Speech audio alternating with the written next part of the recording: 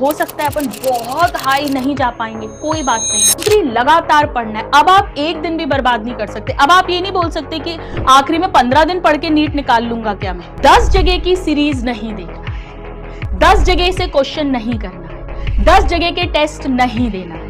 अगर बहुत अच्छे नंबर आ रहे हैं तो 3 तक दे सकते हो, वरना 2 और वरना 1 ही बहुत है अगर आपके कम नंबर आ रहे हैं। अगर आपको अभी भी किसी के प्रोत्साहन की, मोटिवेशन की जरूरत पड़ रही है बेटा, तो धिक्कार है अपने ऊपर। तो नीट 2025 के आखिरी महीने का गेम प्लान क्या होना चाहिए, इसकी तकनीक क्या होनी चाहिए, हमें किन बातों का ध्यान रखना है, आइए उस बारे में आज हम इस वीडियो में बात करेंगे। हेलो मेरे सभी नादान परिंदों, कैसे हैं आप लोग। मैं हूं डॉक्टर आकांक्षा अग्रवाल, आपकी गुरु मां।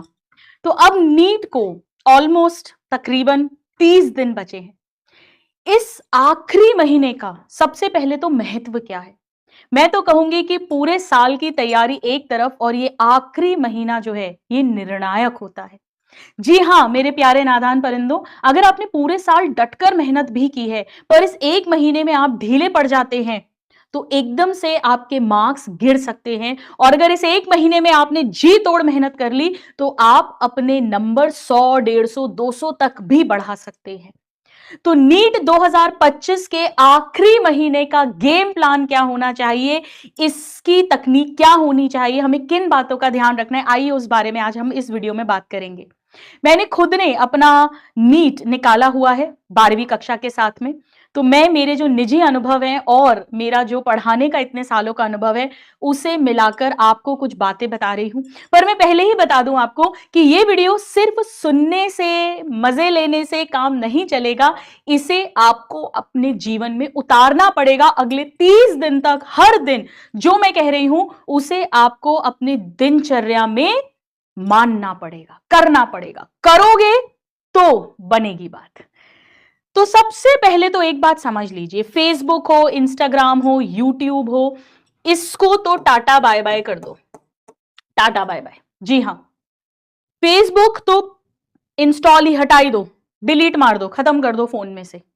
इंस्टाग्राम भी मैं बोलूंगी कि आप पूरा डिलीट कर दीजिए। इंस्टाग्राम पे ऐसा आपको कोई नई रील नहीं मिलने वाली है जो आपके पास ऑलरेडी आपकी किताबों में, आपके नोट्स में नहीं है। यूट्यूब अगर आप खोलेंगे तो केवल और केवल अगर कोई लेक्चर की पढ़ाई आपको करनी है तो ही खोलेंगे। और टेलीग्राम भी मैं बोलूंगी आप पूरा डिलीट कर दीजिए। कुछ भी नया ऐसा जादू ही नहीं मिलने वाला, कहीं पर भी एनटीए का जो पेपर है वो आपके सामने नहीं आने वाला। तो बिल्कुल पूरी तरह इसे हटा दीजिए। मैं ये भी नहीं कहूंगी कि आप खाली समय में इसे करिए, क्या करना चाहिए खाली समय में भी आपको बताती हूं, क्योंकि ये आप एक बार शुरू करेंगे ना तो ये उंगली चलती जाती है और कब 5 मिनट से आधा घंटा हो जाता है पता ही नहीं चलता। 1 घंटा, 2 घंटे। मुझे कमेंट्स में बताना अगर किसी के साथ कभी ऐसा हुआ है, तो इसको पूरा हटा दीजिए। जैसे मैं आपको मेरा एक निजी अनुभव बताती हूँ। मुझे टीवी का बड़ा शौक था। जब मैं स्कूल में थी, पिक्चरें देखने का बड़ा शौक था। तो मैंने क्या किया था, 2 साल तक, आप विश्वास नहीं करेंगे बट वाकई में ब्लैक एंड व्हाइट टीवी हुआ करता था। उस समय कलर टीवी नहीं था, मिडिल क्लास की हूं मैं, मध्यम वर्ग की। तो हमने अपना टीवी जो है ना, वो बॉक्स वाला, उसको उठाकर टांड पे रख दिया था। क्योंकि मुझे पता था कि अगर टीवी होगा, इवन मैगजीन, अखबार, मुझे बहुत शौक था पूरा अखबार पढ़ने का, बिना बात ही अखबार पढ़ने का। स्पेशली खास तौर पर वो जो स्पोर्ट्स वाला आता है या जो पिक्चरों वाला आता है ना, मूवीज वाला, वो कॉलम बड़ा पढ़ने में मजे आते थे। तो अखबार हटा दिया था। जी हाँ, उस समय तो न्यूज देखने के लिए ना टीवी थी ना अखबार था। इवन मैगजीन जो गृह शोभा वगैरह आती थी वो तक बंद कर दी थी। तो अपना निजी और परिवार सबका त्याग होता है मिलकर, तब सफलता जीवन में मिलती है। तो बिल्कुल पूरी तरह हटा दीजिए, क्योंकि मुझे मालूम था कि मैं अपने आप को रोक नहीं पाऊंगी, मैं अपना समय पक्का बर्बाद कर दूंगी। तो मैंने उसको पूरा हटा दिया। मैंने 2 साल हटाया था, आप 1 महीना तो हटाइए ना। दूसरी बात, योजनाबद्ध पढ़ाई और नियमित तरीके से पढ़ाई, ये बड़ा जरूरी आयाम है। जी हाँ, एक पूरी योजना बनाइए। आपको थोड़ा समय लगेगा, आधा घंटा, 1 घंटा, 1.5 घंटा लगेगा, लेकिन आप अपना जो भौतिक विज्ञान है, आपका रासायनिक विज्ञान है, सायनिक विज्ञान है, और जो आपका जीव विज्ञान है यानी फिजिक्स, केमिस्ट्री और बायोलॉजी जो है, इन तीनों में आप एक चैप्टर की लिस्ट बनाइए पूरी। आप उसमें ये देखो कि कौन से चैप्टर हैं जो आपके बहुत कमजोर हैं, वीक हैं, कौन से हैं जो आपके मध्यम है, ठीक ठीक है, और कौन से हैं जो आपके बहुत स्ट्रांग है, यानी आपकी ताकत है। इन चैप्टर को हर सब्जेक्ट में, हर उसमें विषय में आपको 3 भागों में बांटना है और उनमें से यह भी देखना है कि इनमें से कौन कौन से हैं जहां से जो क्वेश्चन है वो ज्यादा आते हैं या कम आते हैं। जैसे अगर मैं जीव विज्ञान की बात करूं तो जो जेनेटिक्स है, आनुवांशिक, वो दोनों से बहुत क्वेश्चन आते हैं, या बायोटेक्नोलॉजी जो है, जीव तकनीक, उससे बहुत क्वेश्चन आते हैं, या कोशिका से बहुत क्वेश्चन आते हैं, या जीव जगत जो है उससे बहुत क्वेश्चन आते हैं, एनिमल किंगडम, प्लांट किंगडम। तो वो अगर आपके कमजोर है तो कम से कम मध्यम में आ जाए, अगर मध्यम है तो आपकी कम से कम ताकत बन जाए। कमजोर से ताकत अब नहीं बनेगी, पर मध्यम से ताकत बन जाएगी और कमजोर से मध्यम बन जाएगा कम से कम। तो योजना बनाना बहुत जरूरी है, पहली चीज। दूसरी, लगातार पढ़ना है। अब आप एक दिन भी बर्बाद नहीं कर सकते। अब आप ये नहीं बोल सकते कि आखिरी में 15 दिन पढ़ के नीट निकाल लूंगा क्या मैं। अब से पढ़ना पड़ेगा आपको। अगर आपको अभी भी किसी के प्रोत्साहन की, मोटिवेशन की जरूरत पड़ रही है बेटा, तो धिक्कार है अपने ऊपर। अब तो 1 महीना बचा है, अब किसका मोटिवेशन चाहिए? वो स्टेथोस्कोप को याद करो, पूरा साल दांव पर लगा है, अपना सबसे अच्छा बेस्ट तो दे, बेहतर से बेहतर तो दे, फिर ईश्वर की मर्जी है। मैं हमेशा कहती हूं हर डॉक्टर सुखी नहीं है, हर नॉन डॉक्टर दुखी नहीं है, लेकिन अगर हम ईश्वर ने जहां रखा है वहां ईमानदारी से अपना कर्म करेंगे, पूरी शिद्दत से कर्म करेंगे, तो हमारे साथ अच्छा ही होगा। भले ही नीट में सिलेक्शन हो या भले ही ना हो, तो आगे कुछ बहुत अच्छा होने होगा, पर उसके लिए ईमानदार रहना पड़ेगा। आपको नियमित रूप से पढ़ाई करनी पड़ेगी। यहां एक काम और करिए, मैं हमेशा अपने नादान परिंदों को, अपने बच्चों को कहती हूं कि मेरे तो गिरधर गोपाल दूसरों ना कोई लगाई। जी हां मेरे प्यारे नादान परिंदों, आप एक अध्यापक को पकड़ लीजिए एक विषय में, जिनसे भी अब आप रिवीजन कर रहे हैं, या आप अपने नोट्स ले लो या एनसीईआरटी ले लो।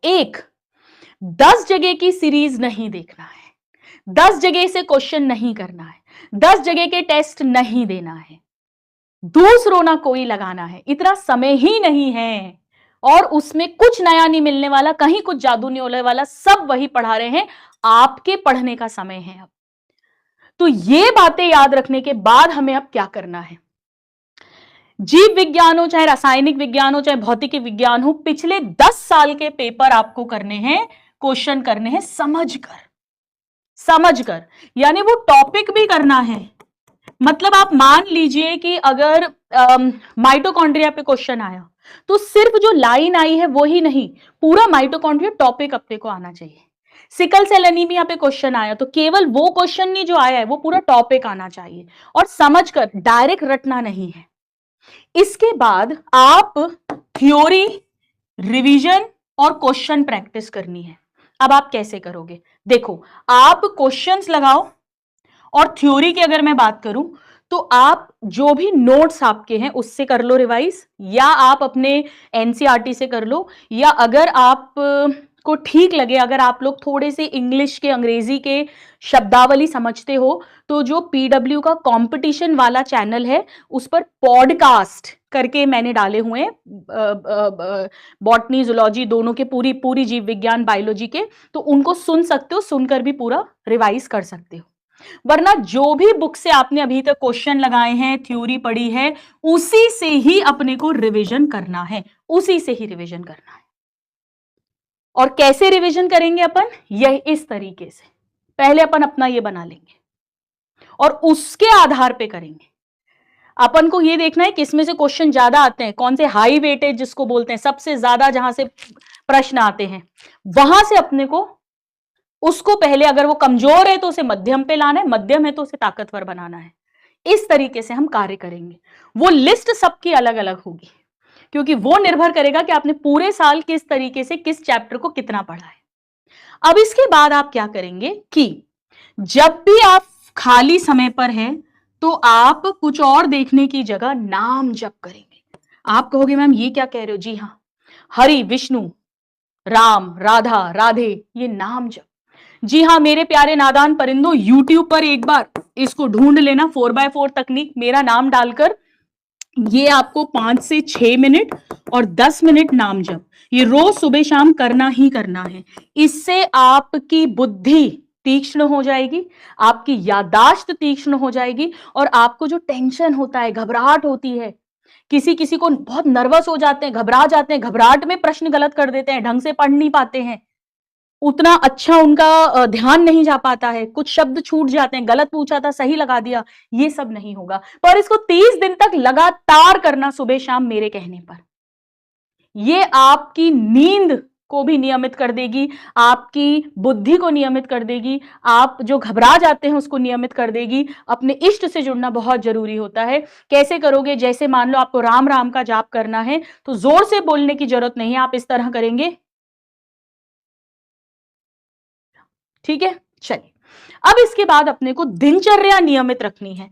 अब यहां पर ध्यान रखिएगा कि एक तो आपको 2 से 5 के बीच में सोना नहीं, आपको जागना है। बल्कि मैं तो बोलूंगी 2 से 5 क्या, आप इसको 1 से 6 मान के चलो, 1 से 6 इस समय जागना है। आप चाहें तो इस समय पर टेस्ट भी दे सकते हैं, है ना, रोज या हर दूसरे दिन एक टेस्ट दे सकते हो आप, या हफ्ते में 2 बार टेस्ट दे दो, उतना भी बहुत है। तो 1 से 6 के बीच या तो टेस्ट देना है, अगर जिस दिन आप टेस्ट नहीं दे रहे हैं तो उस दिन पढ़ना है। कोशिश करके उस दिन आप प्रश्न हल करो, प्रश्न हल उस समय पर आप प्रश्न हल करिए, क्वेश्चंस करिए, ताकि उस समय आपका नीट के परीक्षा वाले दिन भी दिमाग चलेगा। तो 1 से 6 के बीच तो बिल्कुल नहीं सोना है। कोशिश करके हमें अपनी नियमित दिनचर्या रखनी। जैसे अगर मैं आपको बताऊं तो बहुत ज्यादा लेट मत पढ़ो, आप रात में टाइम पर सो, सुबह उठो 6 साढ़े 6 बजे। बट हो सकता है कोई बच्चा ऐसा हो जो कहे कि नहीं मैडम मैं तो रात को ही अच्छे से पढ़ पाता हूँ, जैसा मेरे साथ भी था। उस समय पर आप 1 डेढ़ 2 बजे तक पढ़ रहे हो तो कोई बात नहीं, आप 9 बजे उठ जाओ, कोई बात नहीं। उस दिन परीक्षा वाले दिन भी आप 8-9 बजे उठकर अपना सामान एक रात पहले ही जमा लोगे तो आप आराम से अपने सेंटर तक जा सकते हो और टाइम समय पर पहुंच सकते हो। तो जो भी आपका तरीका है, आप एक पूरा चार्ट बनाएंगे कि मुझे आज भौतिक विज्ञान, रासायनिक विज्ञान और जीव विज्ञान में कौन कौन सा चैप्टर पढ़ना है, कहां कहां से उसके प्रश्न हल करने हैं और कैसे रिवीजन करना है। और ये टारगेट आप एक रात पहले बनाएंगे। जी हाँ, ये आप एक रात पहले तय करेंगे, ये बहुत जरूरी है। कल क्या पढ़ना है वो आज रात को हम तय करेंगे। टेस्ट जो है अगर मैं बात करूं तो मैं हफ्ते में 1 टेस्ट देती थी, आखिरी में भी। बिल्कुल लास्ट के 15 दिन में मैंने 2 टेस्ट भी दिए थे, लेकिन वो तभी करें आप जब आपके नंबर 500 साढ़े 500 के ऊपर आ रहे हो। अगर उससे कम नंबर आ रहे हैं तो आपके नंबर डाउन होंगे, तो आप और परेशान हो जाएंगे और घबरा जाएंगे, आपका जो कॉन्फिडेंस है वो एकदम से कम हो जाएगा और वो आपके और प्रश्न गलत करवा देगा। तो टेस्ट जो है आप हफ्ते में 1 दे सकते हैं या हफ्ते में 2, या अगर आपके बहुत अच्छे नंबर आ रहे हैं तो आप हफ्ते में 3 टेस्ट दीजिए। वो आप पर निर्भर करेगा कि आप इस समय कहां पर खड़े हुए हैं। मैं तो इतना चाहती हूं कि इस 30 दिन में आप आज जहां हैं उससे बेहतर कर जाए, 100 नंबर 150 नंबर अपन बढ़ा ले। अगर अपने बहुत कम नंबर आ रहे हैं, हो सकता है अपन बहुत हाई नहीं जा पाएंगे, कोई बात नहीं है। अपन अगले साल के लिए आज बहुत अच्छे तैयार तो हो जाएंगे, और क्या पता कि इसी साल अपनी किस्मत जाग जाए, वही आ जाए जो अपन ने पढ़ा और अपन इसी साल सिलेक्ट हो जाए। तो कम से कम अपन अभी से हिम्मत नहीं आ रहे, हार नहीं माने और अपना सबसे बेहतर दे जो हम कर सकते हैं। यहां पर स्टूडेंट्स जो OMR है उसकी प्रैक्टिस जरूर करनी है, इसकी प्रैक्टिस अपने को जरूर करनी है। जब भी आप टेस्ट देंगे OMR के साथ देंगे, OMR भरना बहुत जरूरी है। OMR आखिरी में इंतजार नहीं करना है। जैसे मैं क्या करती थी, मैं तो हर 15-20 क्वेश्चन करने के बाद OMR भर देती थी, जितने क्वेश्चन मैंने करे हैं। उससे क्या होता था, मुझे घबराहट नहीं होती थी, वरना ऐसा लगता था यार आखिरी में ऐसा नहीं हो कि सारे क्वेश्चन मैंने कर दिए लेकिन मैं OMR ही नहीं भर पाई, इससे बुरा तो कुछ नहीं हो सकता। तो मैं क्या करती थी, 15-20 क्वेश्चन करती थी और OMR भरती जाती थी। कई बच्चों को ऐसा लगता है नहीं मैडम इससे हमारी लय टूट जाती है, तो आपने भौतिक विज्ञान जीव विज्ञान किया, उसका एक हिस्सा किया, उसके बाद क्वेश्चन OMR भर दी। आखिरी में कभी मत इंतजार करना। मैंने बहुत बच्चे ऐसे देखे हैं जिन्होंने पूरा पेपर बहुत अच्छे से सॉल्व करा पर आखिरी में OMR छूट गई, उससे बुरा कुछ भी नहीं हो सकता। तो OMR जो है वो समय समय पर अपने को भरते जाना है। तो टेस्ट हफ्ते में 1, 2 या 3 देना है। अगर बहुत अच्छे नंबर आ रहे हैं तो 3 तक दे सकते हो, वरना 2 और वरना 1 ही बहुत है अगर आपके कम नंबर आ रहे हैं अभी। टेस्ट देने के बाद उसका विश्लेषण करना है कि मेरे नंबर कहां कटे हैं, ये बहुत जरूरी है, विश्लेषण। क्या मैंने गलत पढ़ा, क्या मैंने जल्दीबाजी कर दी, क्या मुझे 2 में कंफ्यूजन हुआ था, यानी कहीं ना कहीं मुझे और रिवीजन करना है, क्या मैंने गणित में गलती कर दी है, 4 लिखना था 8 6 लिख दिया, गलत कर दिया, ऐसा कोई गलती कर दी है, क्या मैंने ओएमआर गलत भर दी है। इसको जरूर सोचिए, हर टेस्ट देने के बाद इसका निरीक्षण कीजिए, इसका विश्लेषण कीजिए, ताकि वो गलती दोबारा ना हो। ठीक है, तो मुझे उम्मीद है कि ये बातें आपको मदद करेंगी। आखिरी के 30 दिन मैं फिर कहूंगी, मेहनत के लिए तैयार रहो और नियमित पढ़ो, नियमित दिनचर्या रखो, योजनाबद्ध पढ़ाई रखो, एक ही जगह से पढ़ो, अपनी कमजोरी ताकत को लिखो, कौन सा चैप्टर कैसा है, कौन सा सब्जेक्ट कैसा है। अगर आपका भौतिक रासायनिक विज्ञान में कोई हिस्सा कमजोर है, जैसे मान लीजिए अगर अपन इनऑर्गेनिक की बात करें, इनऑर्गेनिक है ना, या बायोलॉजी जीव विज्ञान, तो इसमें तो अपने को एनसीईआरटी एकदम हाथों पर होनी चाहिए। अगर मान लीजिए आपकी फिजिकल केमिस्ट्री या फिजिक्स भौतिक विज्ञान कमजोर है, तो मैं आपसे ये कहूंगी कि आपके टीचरों ने जो क्लास में आपको प्रश्न करवाए हैं, प्रश्न और पिछले सालों के PYQ यानी पिछले सालों के प्रश्न, उसको अच्छे से कर जाओ, उतना बहुत होगा। उसको अच्छे से कर जाओ, उसको बार बार कर लो, प्रश्न आने वाले हैं। जहां से भी आपने पढ़ा है, सब बढ़िया टीचर्स हैं, सब 99% सेम एक ही चीज पढ़ाते हैं। तो अगर आपका कोई हिस्सा कमजोर है, तो आप वहां पे क्लास में, कक्षा में कराए हुए प्रश्न और पिछले 10 सालों के प्रश्न अच्छे से समझकर कर लीजिए। अगर कोई बहुत कमजोर हिस्सा है, उसे बहुत ताकतवर बनाने की अभी मत सोचो, उसका टेंशन भी मत लो, और उसके कारण ऐसे यूं गुप्पू होकर भी नहीं बैठना है। और जो मध्यम है उसे ताकतवर बनाना है, और जो ताकतवर है उसको रिवाइज करके बिल्कुल ताकतवर ही रखना है।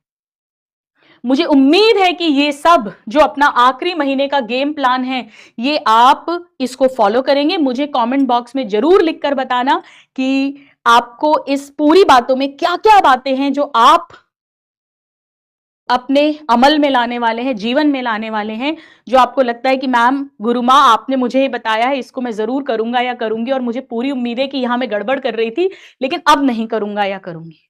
तो मैं इंतजार करूंगी आपके कमेंट्स का और उन सबका जवाब भी दूंगी। अगर आपके कोई और प्रश्न है, कोई और शंकाएं हैं, तो आप मुझे कमेंट बॉक्स में लिख देना, मैं सबको खुद व्यक्तिगत रूप से जवाब दूंगी। मेरा ढेर सारा प्रेम, मेरी ढेर सारी शुभकामनाएं आप सभी को। God bless you. धन्यवाद।